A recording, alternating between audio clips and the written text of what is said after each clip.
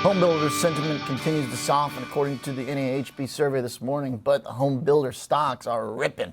Let's talk some real estate and more with Al Lord, rejoining us from Lexard Capital Management, founder and CEO. Al, welcome back to the show.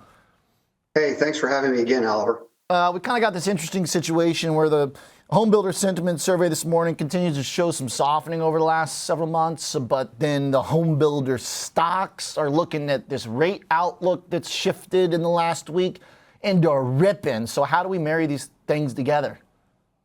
Well, it's the present versus the future. The stock market is looking past the current environment into the future, and we have a huge supply shortage of housing, both apartments and new homes. And so that supply demand imbalance is just going to get worse given the current environment and given where mortgage rates are. So yeah, it's a tough time now, but this is setting up for a much stronger 2025 and 2026 when rates start to come down and affordability improves with lower mortgage rates. The potential here for, I guess, buyers to act and get off the sidelines. How much sort of pent-up demand is there? Is there still an unmet need for prices, homes priced within the kind of first-time buyer category? Definitely, but it's difficult to be a first-time home buyer. We have all-time high prices. The latest month from Redfin shows $440,000 median price of a new home. All-time high. The Case-Shiller numbers all-time high.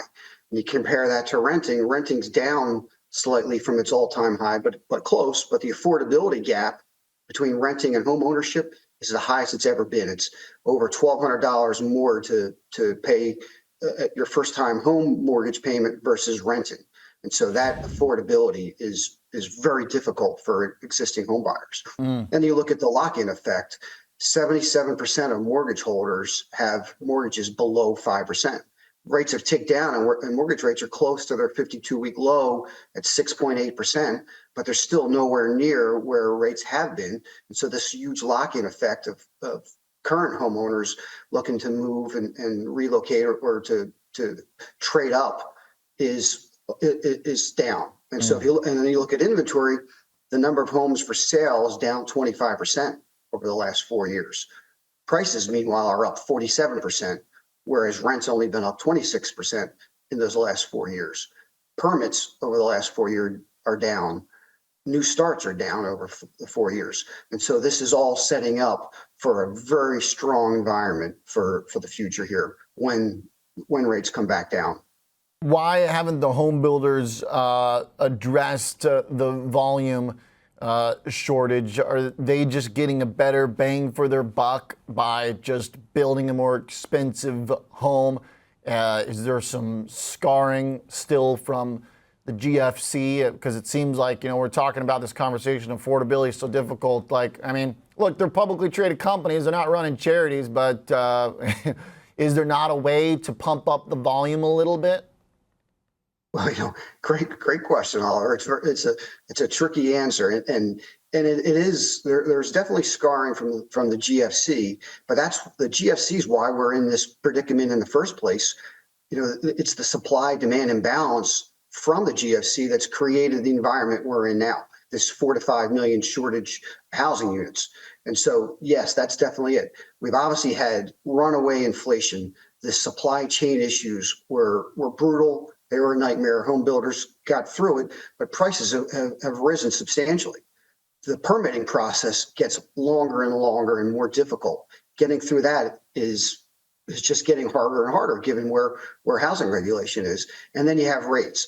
It's a very hard environment to make the numbers work, to buy your supplies, hire your labor, get the permitting, and get it financed. These mortgage rates are just very difficult to get anything done given what banks are doing with their lending. It's not only higher rates, it's also much stricter covenants. It's much stricter lending environment that makes it more difficult to start and to take the risk to build new right now. Do you see a combination of ability for us to thread this needle going forward, Al? Could we get a drop in some of these price pressures without a commensurate breakdown in employment and the stuff that really allows people to buy a home? Do you see a future in which we thread that needle? Because that's where it seems the last week things have changed pretty dramatically since that CPI came in light. Market is as convinced as it's been the Fed will begin a downshift, a cycle. One could argue, though, that historically that's when the economy slows down, and so then that's not a great combo for the home builders. So to me, this big rally in the home builders suggests that we're going to get like this immaculate threading of the needle. What are the odds of that? Yeah, I'm not sure I can give you a percentage of odds, but it's possible. It's certainly going to be difficult. This is obviously Fed driven on the rate side, and it's also inflation. The inflation's been a bigger problem, and inflation's coming down, but it's still too high.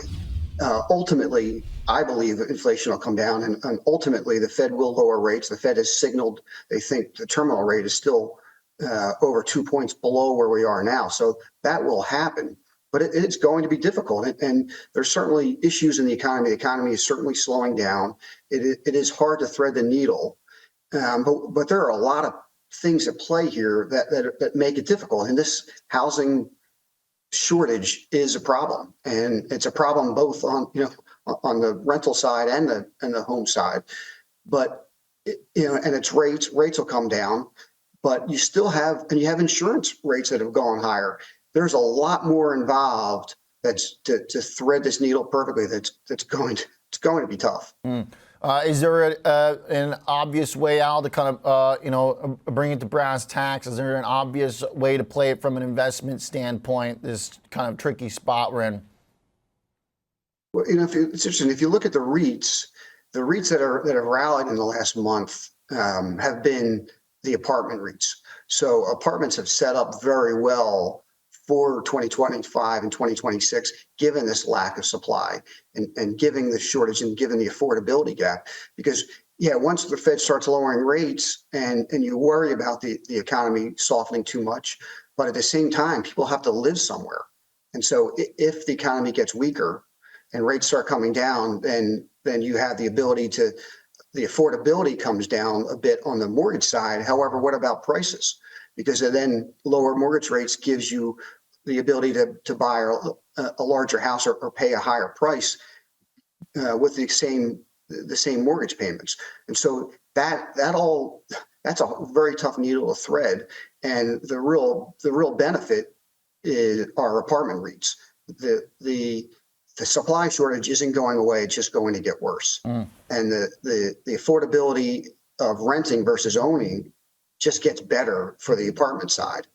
And there's no way to build new and be affordable in this environment, given where rates are and given the cost of employment and given the cost of supplies, getting through all the permitting process. It makes it very difficult to make it profitable to build new right now. And so that just sets up for less supply in the coming years. All right.